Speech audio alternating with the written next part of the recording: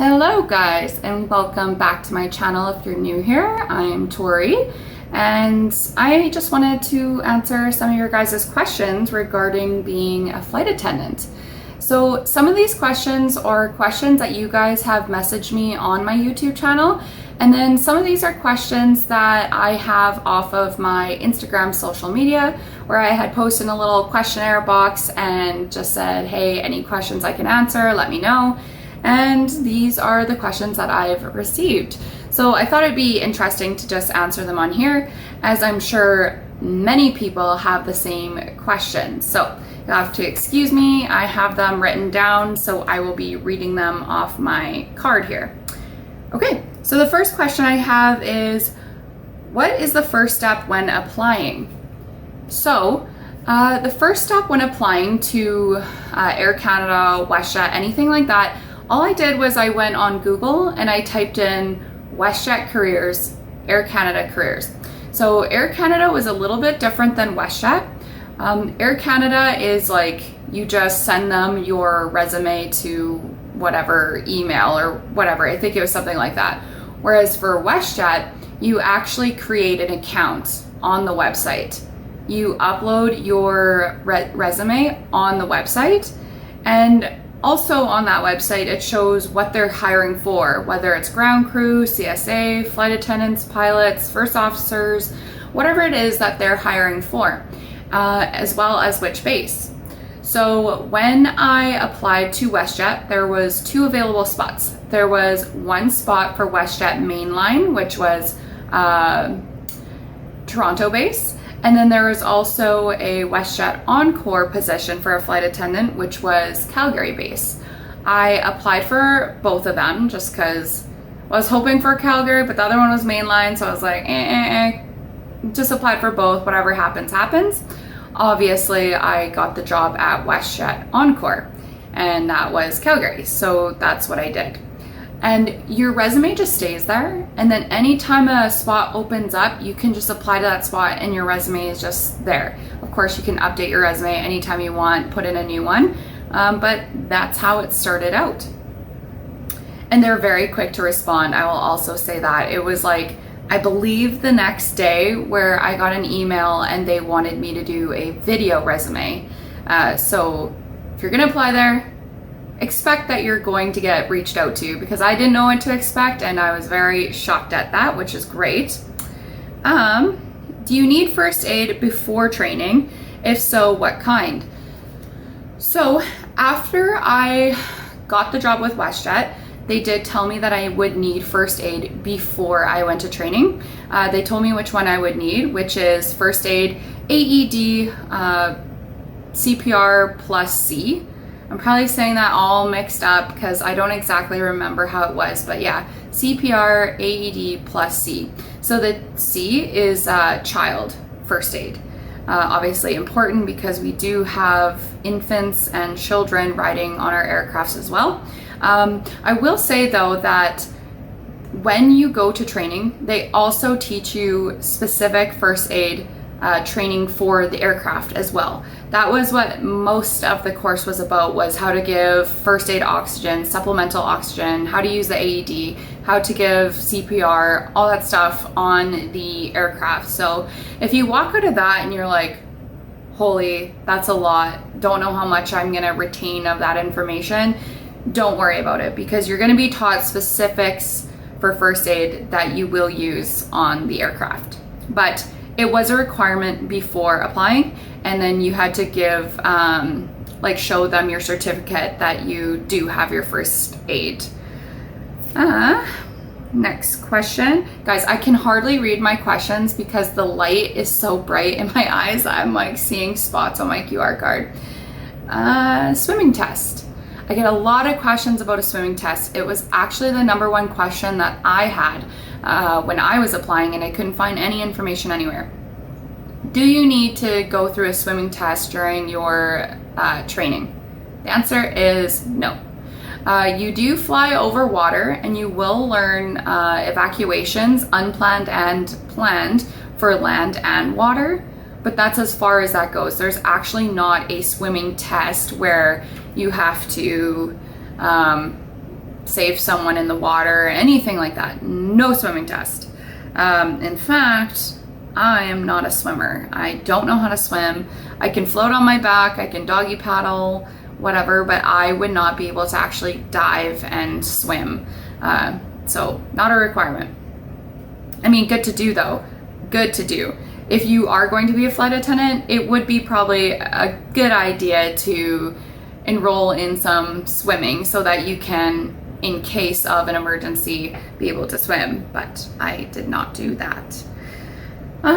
Accommodations during training.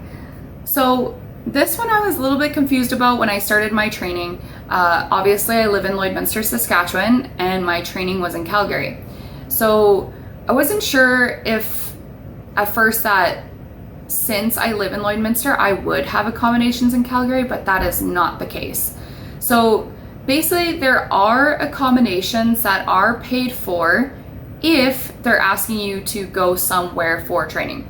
So let's say if I got the Mainline position, which is Toronto base. Well, Toronto doesn't have a simulator like the Calgary base. So if you are doing your training in Toronto, you do have to come to Calgary for a week to do your drills and whatever else on the simulator. So in that case, if your base was Toronto and they're making you go to Calgary for some of your training while you're in Calgary will be paid for. Your accommodation, will be paid for.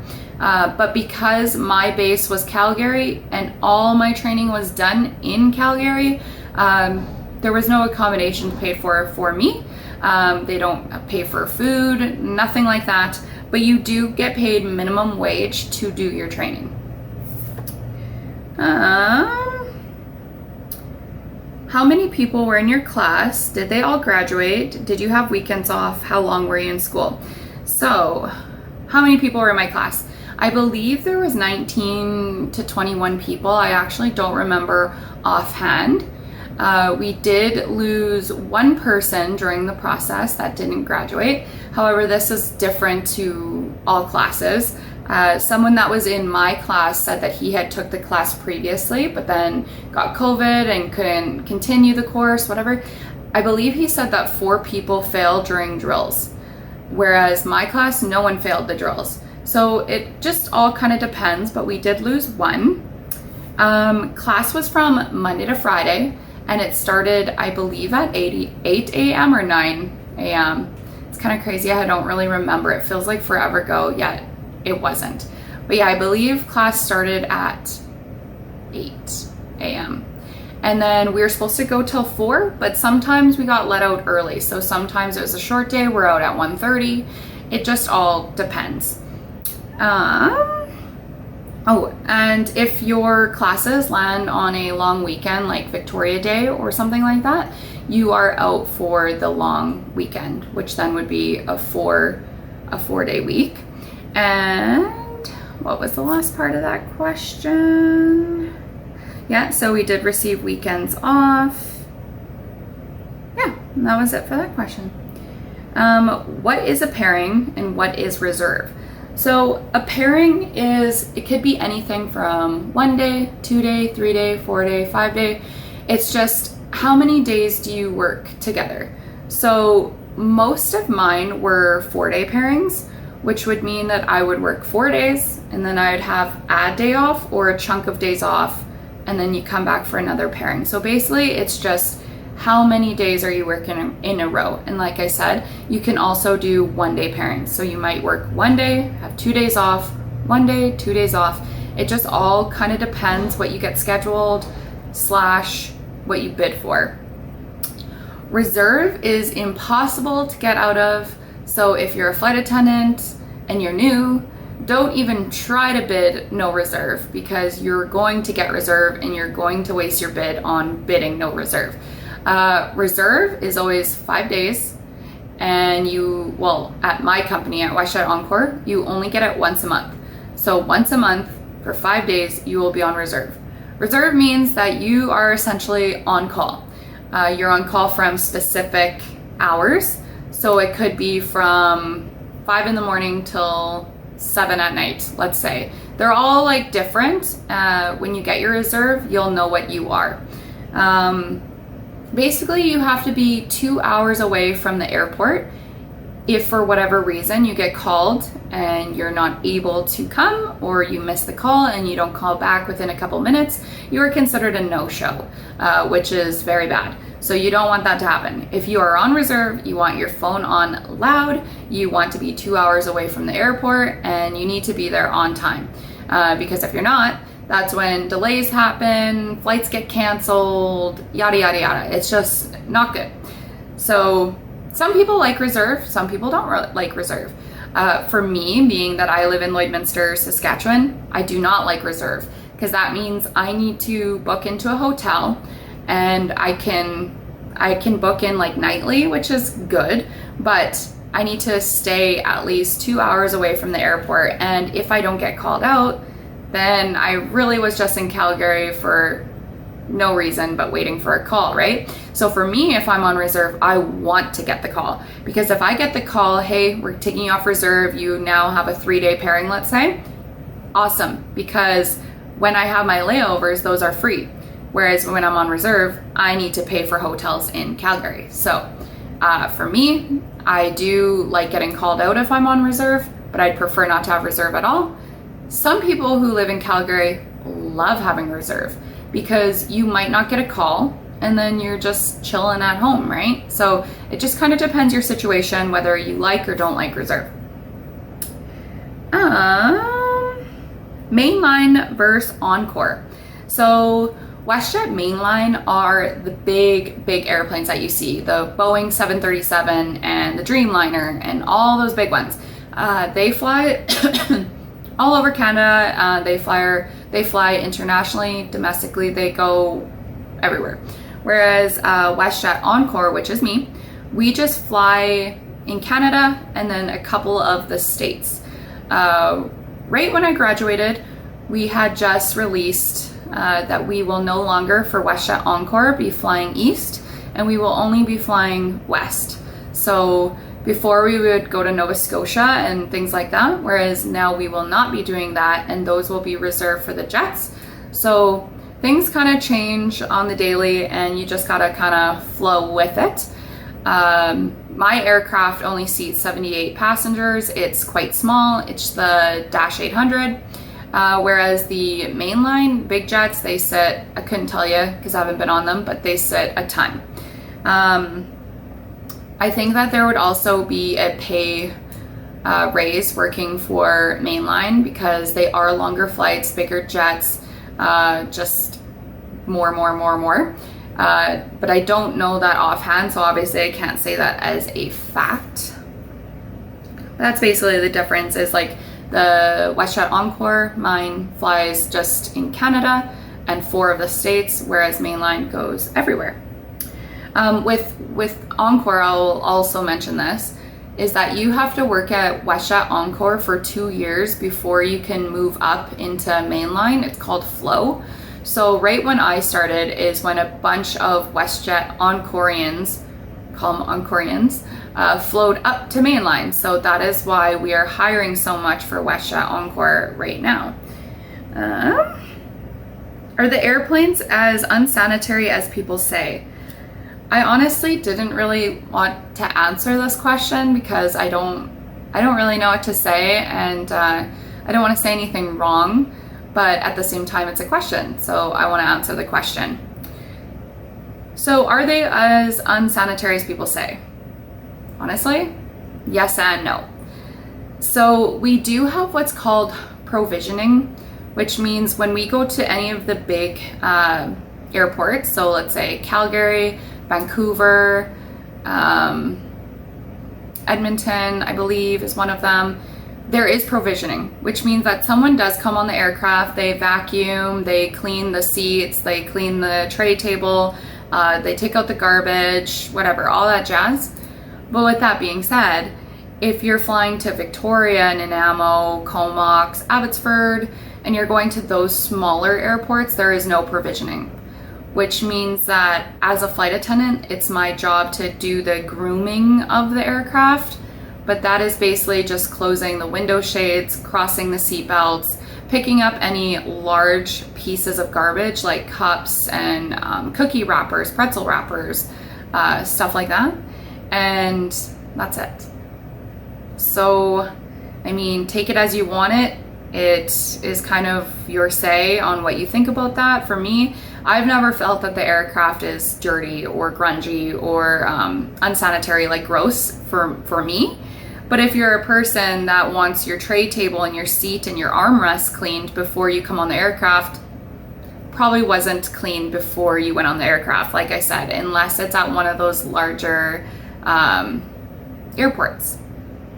So whatever you think, however you want to take it, up to you. Mile High Club. So funny. I feel like it's always been a thing where the Mile High Club, right? Like people are having sexy time in the bathroom. With my aircraft, 100% not happening. So my aircraft, if you've been on it, you know, it's a teeny tiny bathroom. Like you basically like are sitting on the toilet and the door is like this far away from your face. Like it is teeny tiny. I almost don't fit going in it, and I'm like 168 pounds, 5'4", and I almost don't fit. So no, there is no sexy time going on in my aircraft.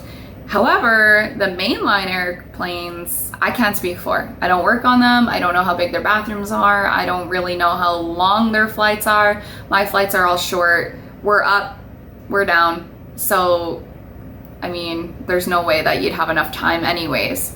But in the mainline, maybe, probably. Who knows? Not me. I've never done it. Worst and best part of being a flight attendant. I'll start with the worst so that we can end with the best. Let's do that. So the worst part about being a flight attendant is obviously being away from home. If you don't have a boyfriend, husband, child, maybe you want to be away from home because maybe there's no reason for you to be home and you love traveling. For me, it's really difficult being away from home, especially away from my son because he's 7. For the month of my training, I missed every single soccer game he's had, which is the first sport that he's ever been put in. And I missed every single game except for one. So when you put it into that kind of perspective and you think of like, is this worth it? Am I doing the right thing? By the way, sorry, my one little ring light here shut off. Let me see if I can get it on. There we go. So then you just start thinking like, is this worth it? Like, do I really want to be away and miss all of these moments that I'm never going to get back? And that's just the worst part about it. Another worst part about it is that you only get paid to fly on my airline. I'm not speaking for any other airline. I don't work for any other airline. I'm speaking about my airline. So you get paid your wage, but you get paid that to fly. So if you're on the tarmac for 3 hours and it's a code red, like there's a thunderstorm in the Calgary area and we are not able to take off and we're not able to get out of the aircraft because there's no ground crew on the ground to let us out because of the dangers, I don't get paid. So I would say that's another definite con. And I would say those are the two main cons: being away from home and only getting paid when you're in the air. The pros are meeting people, like awesome, amazing, great people. You get to travel to places that you probably wouldn't have been before. I do find that WestJet puts us, like they have deals with really nice hotels, and that's really nice. I feel like I get treated very different when I'm in my WestJet uniform versus if I'm just in my normal clothes. I know that sounds weird, but I do believe that like when you're in your uniform, that people do kind of look at you differently with more respect, I guess, which is a nice feeling. And yeah, just going to places that you've never been before, and you get a lot of time to like relax and sightsee and just hang out, veg out. And that's like fun and not fun, because at the same time there's some places I've went that I'm just like, oh my gosh, I just want to bring my boyfriend and my son here so bad, right? Whereas you're there alone. But that being said, usually the flight attendant that you're working with and the pilots are like super friendly, and they're down to go exploring with you or go for sushi or whatever it is. So you don't have to be alone all the time if you don't want to be alone. However, if you want to be alone, fantastic, because you have hours in your hotel room. The longest layover I've ever had was 20 hours, and the shortest I ever had was minimal rest, so it was like 9 hours, which sucks, because you can't always fall asleep when you get right to the hotel, but it's fine. Favorite layover. My favorite layover so far, well, they're all kind of different. So my favorite layover, as in hotel wise, is definitely in Comox. We get to stay, it's called the Old House and Spa. Look it up. It's beautiful. Beautiful, beautiful, beautiful. We get free like espressos and specialty coffees, cookies, and stuff like that when you check in. There is a spa in the hotel that you get a discount on if you want to do that. They have a heated outdoor pool. It's just beautiful. Like, definitely somewhere where I would love to take my boyfriend on a little like twosome time with just him and I. So great. That's my favorite hotel wise, but favorite view wise, I really like going to Nanaimo. The hotel isn't like the best hotel you've ever stayed at, but it is for sure the best view. We're staying right on the harbor. You can see everything like so close, like walking distance. I also really liked Victoria, because the hotel that we stay at, if you go a left and you just walk straight down, you're right there on the water, and it's just beautiful, and it's really nice to hang out there. I also enjoy places with a mountain view. Honestly, it's really hard to pick. Basically, I like every layover I've ever had except for obviously Edmonton, because Edmonton layover is like the same as a Calgary layover, right? Plus Edmonton is closest to Lloydminster, so I go there often. So I don't really explore when I stay in Edmonton. It's Edmonton. It just feels like Lloydminster and Calgary. So Edmonton's my least favorite layover, and I've loved every other layover. But anyways, guys, that's all the questions that I had. If you guys have any more questions, or if you like this video, give it a thumbs up. Let me know if you have more questions. I can definitely do another questions video, or you can just message me in the comments and I'll get back to you. But thanks for watching. See you next time.